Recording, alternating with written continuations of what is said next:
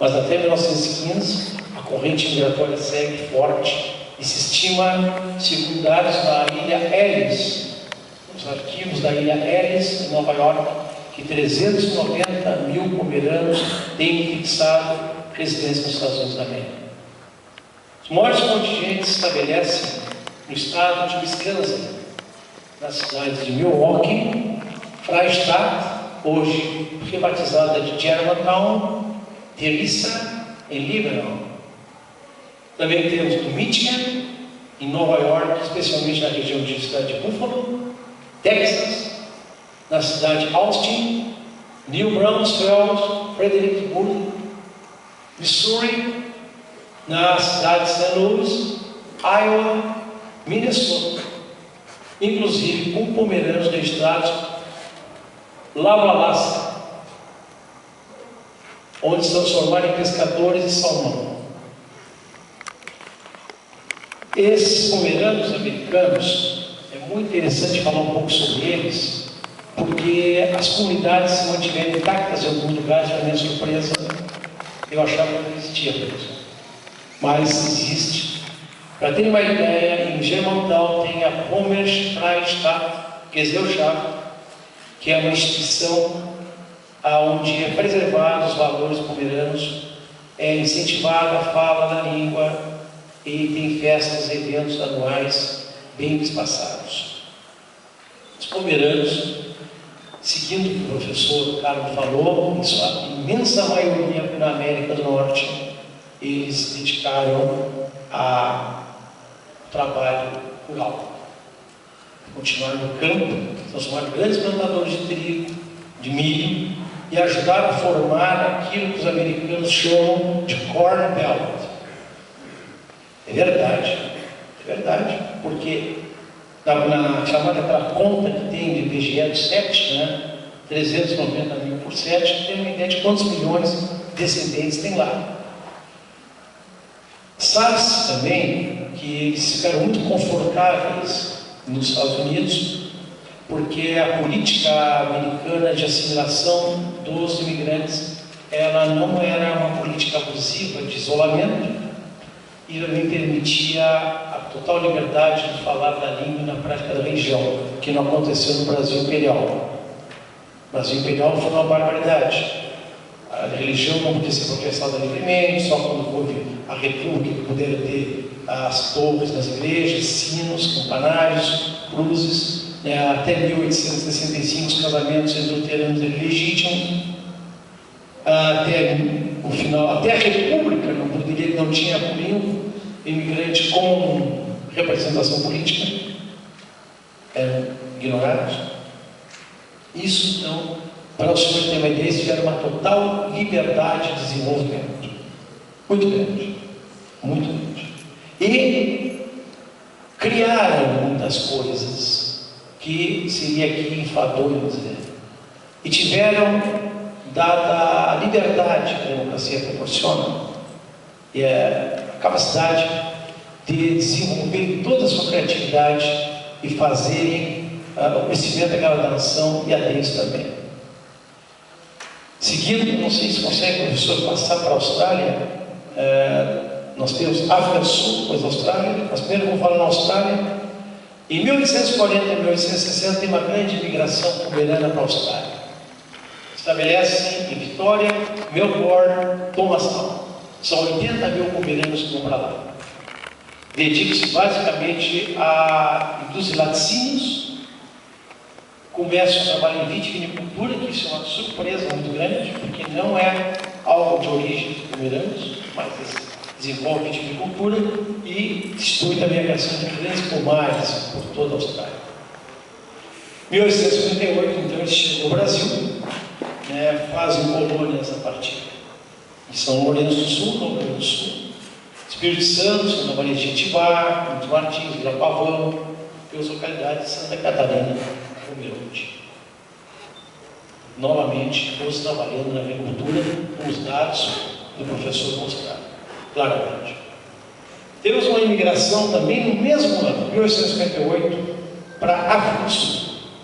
Eles são localizados na região da Capraia, Cafralha é uma região que fica ao leste de Cidade do Cabo. Só que as terras eram extremamente pobres. Eles não conseguem prosperar e tornam-se inclusive objeto do desprezo dos ingleses, que são seus vizinhos por perto. Os pomeranos da África do Sul sofreram muito. Não obstante isso, ainda em 1877, uma nova leva de imigrantes pomeranos para a África do Sul, novamente para Cafralha. E aí eles não ficam. Aí eles vão para a cidade de Natal, hoje Durban, e um grupo vai para a África do Sudoeste, aqui no Oceano Atlântico, onde é a Namíbia atualmente, e vão minerar diamantes. Esses ficaram ricos. E são coisas interessantes. Em 1880 ainda temos uma imigração registrada de pomeranos da Nicarágua, onde eles vão para as terras altas, os altiplanos da Nicarágua, no norte do país, e vão trabalhar com café. Também formam comunidades fabalinhas. Todos esses países que eu estou falando, os senhores, ainda existem pequenas comunidades que mantêm a língua sendo falada. Isso nos interessa muito, nós vamos ver mais adiante. Bem, já em 1945, com a invasão do Exército Vermelho da União Soviética na Polônia, Stalin comete um crime bárbaro, um dos muitos, porque que desgraça o povo pomerano, professor, que desgraça. Eu dizia que as datas dos demais povos se contam, as datas do povo pomerano se choram. Eu digo aos senhores porque houve uma barbárie dupla sobre os pomeranos, tanto por parte de Hitler quanto por parte de Stalin.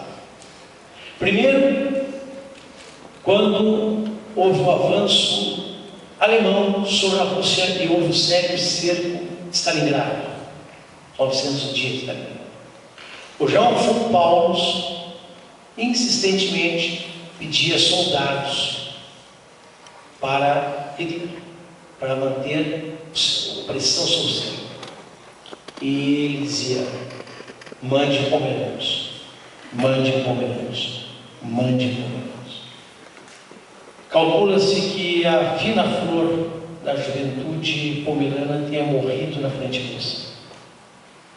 A juventude pomerana morreu na frente russa. São centenas de milhares. Segunda desgraça, janeiro e fevereiro de 1945. O Exército Vermelho avança sobre a Polônia em direção à Polônia.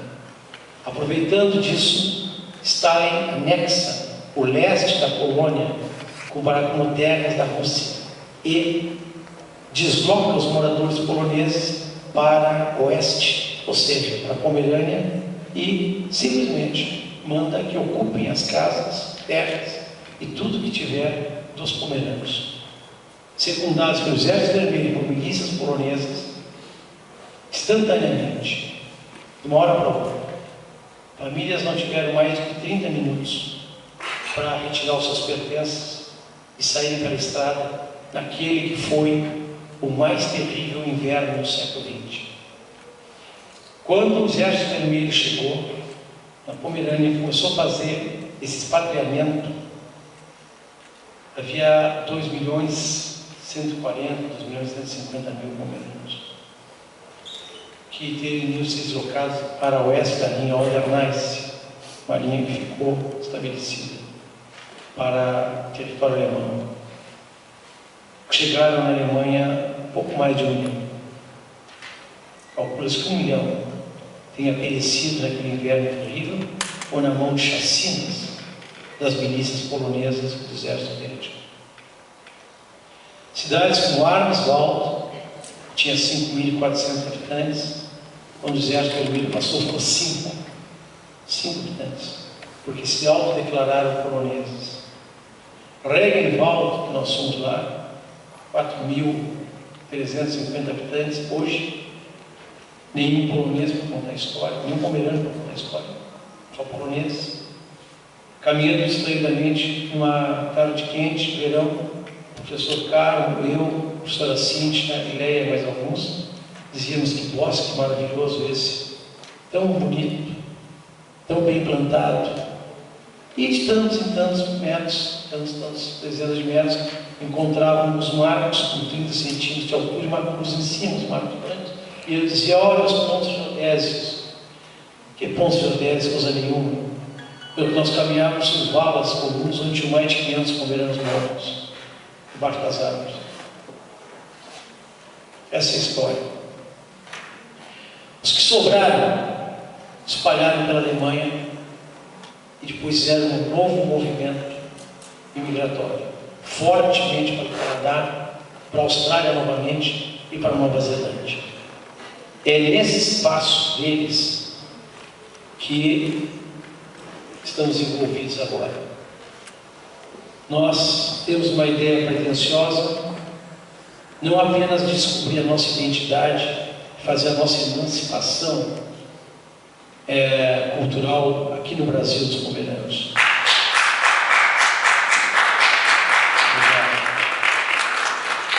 Não só isso, nós queremos também nos conectar com os outros expatriados. Nós queremos identificar onde eles estão, ver como reagiram às culturas que foram viver, como influenciaram, como foram influenciados, mas, sobretudo, comungar com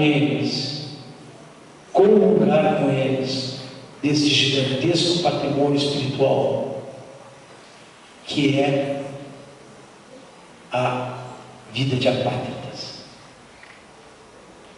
Pomeranos de Pomerode, pomeranos do Brasil, pomeranos do mundo.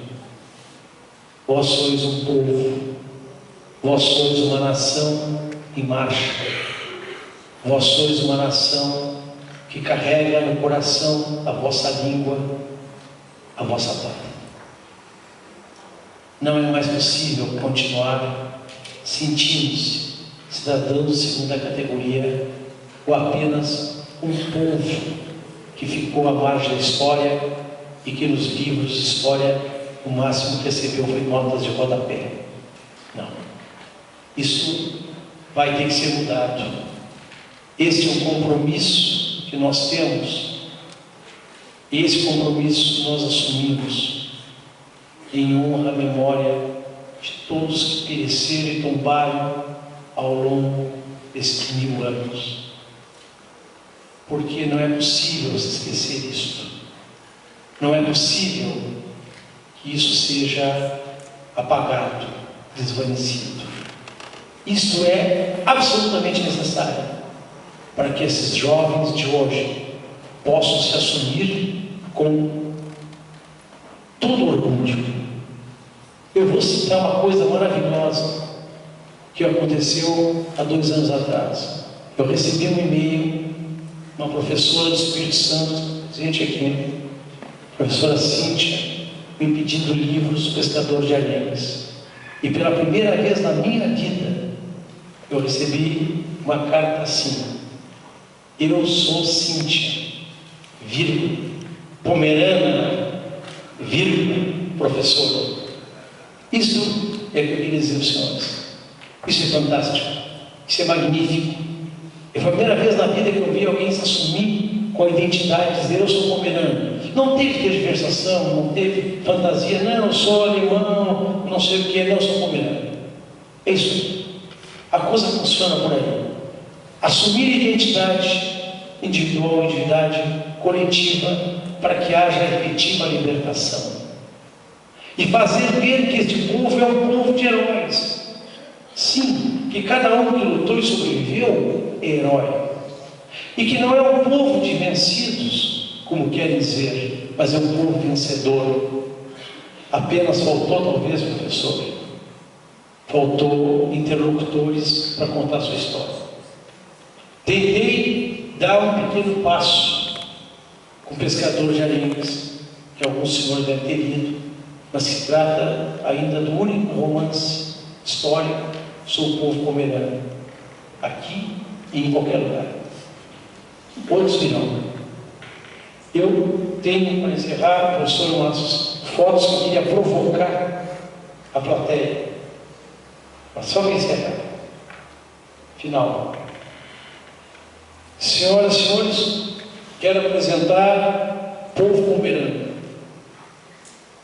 À esquerda, General George Armstrong Custer, que na verdade era Kister, com K1, trema STR, imigrante com a família em 1750 nos Estados Unidos da América, comandou o 7º de Cavalaria na Batalha de Little Big Horn contra Sitting Bull, Crazy Horse, perdeu, foi eliminado, mas era pomerano. Ao centro, os maiores porta-aviões americanos. O que tem a ver com os pomeranos? Tudo. Em homenagem ao último almirante de esquadra dos Estados Unidos da América, Chester Nimitz, nascido de pais e avós pomeranos na cidade de Fredericksburg, Texas, e foi o campeão da vitória na Segunda Guerra Mundial, na Guerra do Pacífico. E embaixo, uma cerveja Schlitz de Milwaukee, porque das 6 cervejarias que tinham em Milwaukee, todas eram germânicas, mas esta aí, a Schlitz, foi fundada por José Schlitz, que veio de Stettin, na Pomerânia. Então, para mostrar para vocês que os pomeranos continuam fazendo coisas pelo mundo. Muito obrigado.